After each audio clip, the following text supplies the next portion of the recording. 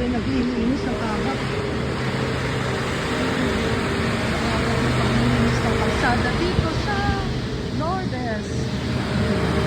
Agad niya ha, ayan o,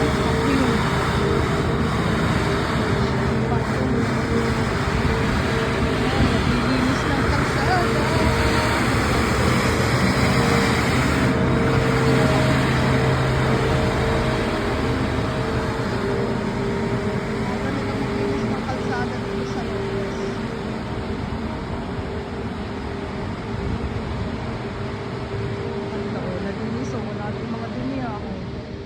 Nalinis ang kalsada ngayon, mamaya uli madumi.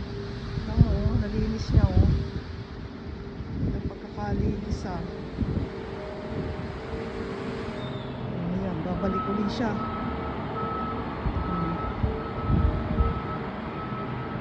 Babalik uli, hindi pa siya satisfied sa linis niya.